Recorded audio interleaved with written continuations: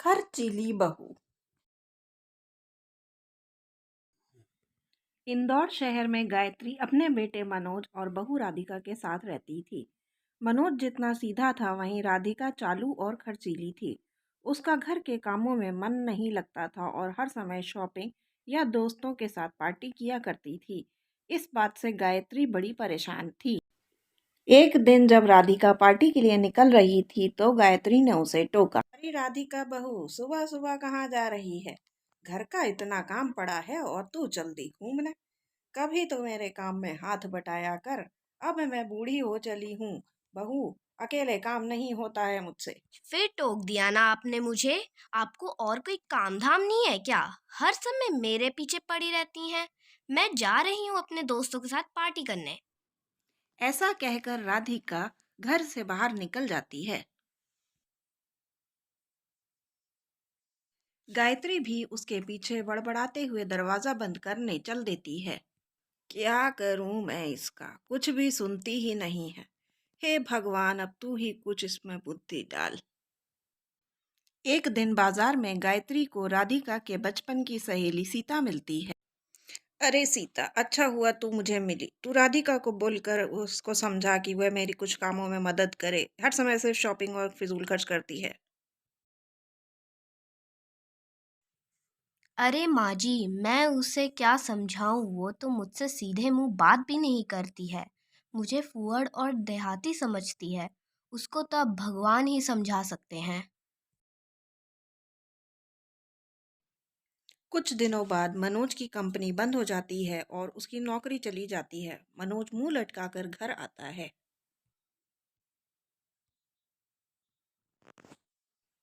क्या हुआ बेटा? आज तू इतनी जल्दी कैसे आ गया और उदास क्यों है? माँ के पूछने पर मनोज कुछ नहीं बोलता और चुपचाप रहता है। सुनाई नहीं पड़ रहा है क्या माँ जी क्या पूछ रही हैं? मुंह क्यों लटका हुआ है तुम्हारा? क्या बताऊँ माँ, क्या बताऊँ राधिका, आज मेरी नौकरी चली गई। अब समझ में नहीं आ रहा है कि घर का खर्चा कैसे चलेगा। अगले दिन राधिका को उसकी सहेलियां मॉल के सामने मिलती हैं। राधिका उनको देखकर चौंक जाती है और पूछती है। अरे, तुम लोग यहाँ क्या कर रही हो? शॉपिंग करने आई हो क्या? अरे ये क्या बोल रही है तू? तूने ही तो प्लान बनाया था कल पार्टी का। अब ये मत बोल देना कि तू भूल गई। अरे राधिका, अब तू फिर से मना मत कर देना, तेरा कोई बहाना नहीं चलेगा। हम मिलेंगे कल डिस्को में। और तूने ही कहा था कि इस बार पार्टी का बिल भी तू ही देगी, तो हमने तो शॉपिंग भी कर ली। उस दिन राधिका रात में मनोज का बेसब्री से इंतजार करने लगी।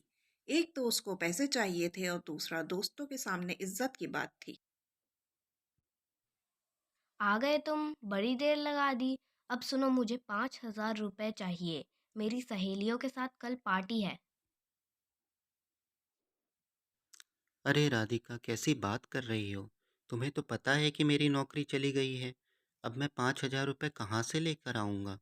तुम्हें भी दोस्तों को सोच समझ के वादा करना चाहिए ना। अब बताओ, इतना घर का खर्चा है, अब 5,000 रुपये और कहाँ से निकालूँ मैं? तुम ही बताओ क्या करूँ मैं? मैं कुछ नहीं जानती। मुझे पैसे चाहिए तो चाहिए। मुझे क्या पता था तुम इतने बड़े कंगले हो। अगर पता होता तो शादी ही नहीं कर। मैं कुछ नहीं जानती। कल सुबह तक मुझे पैसे चाहिए, चाहे तुम जहां से भी लाके दो। इतना कह के राधिका रोने लग जाती है। मनोज ने राधिका की इच्छा पूरी करने के लिए अपने दोस्त से 5,000 रुपये लेके राधिका को दे दिए।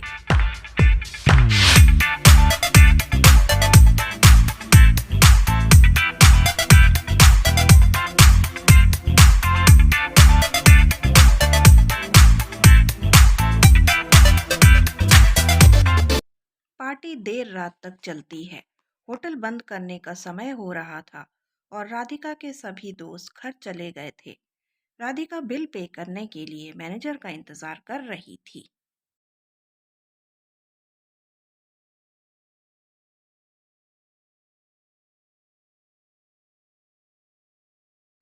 हेलो मैडम, उम्मीद करता हूँ आपको पार्टी पसंद आई होगी।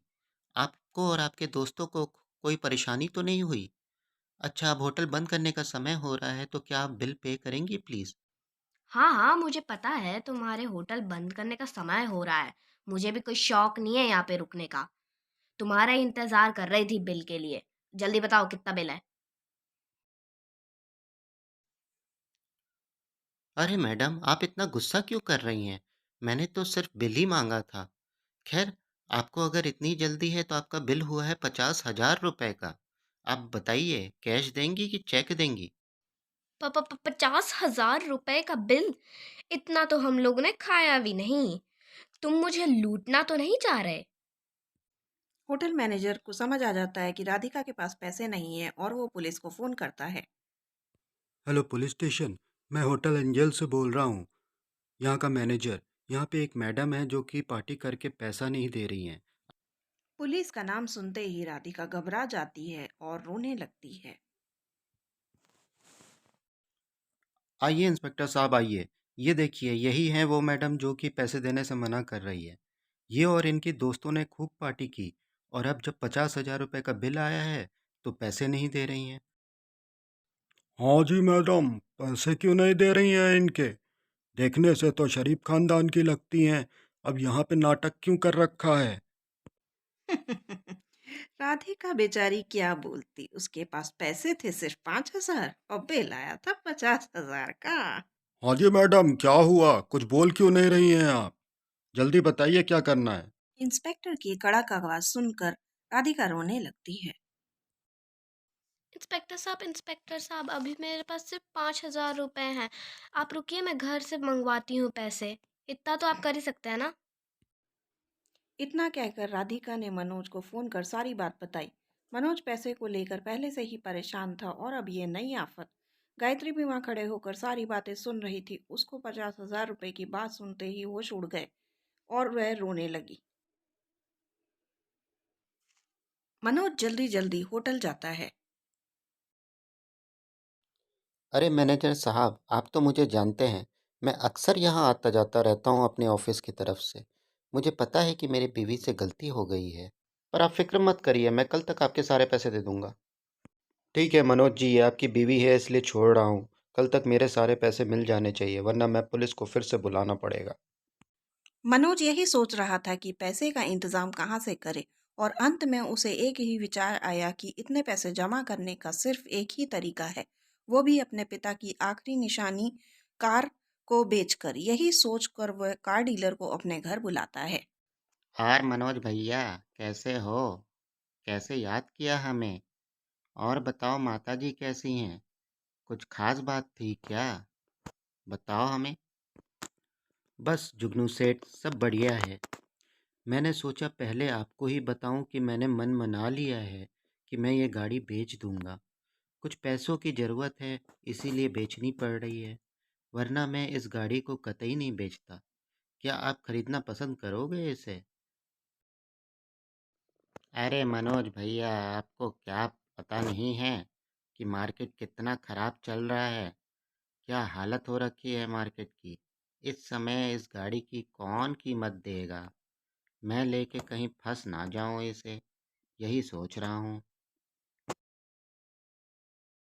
अरे जुगनू सेठ, कैसी बात कर रहे हो? इतनी अच्छी कंडीशन में गाड़ी है, इसको तो हाथों हाथ ही कोई ले लेगा। आप क्यों चिंता कर रहे हो कि आपको कोई ग्राहक नहीं मिलेगा? मैं तो कहता हूँ कि आप ये गाड़ी तुरंत ले लो। मैंने इसकी कीमत सिर्फ 2 लाख रुपए रखी है। आप भी अच्छा मजाक कर रहे हो मनोज भैया। 2 लाख रुपए मैं कहाँ से लेकर आऊँगा इस गाड़ी के लिए? कोई ग्राहक ना मिलेगा। ज़्यादा से ज़्यादा मैं 75,000 रुपये दे सकता हूँ इस गाड़ी का। मंजूर है तो बोलो, वरना मैं चला। क्या बात कर रहे हो जुगनू सेठ आप? 75,000 रुपये में 2 लाख रुपए की गाड़ी दे दूँ मैं? ठीक है, अब आप भी मजबूरी का फ़ायदा उठा लो।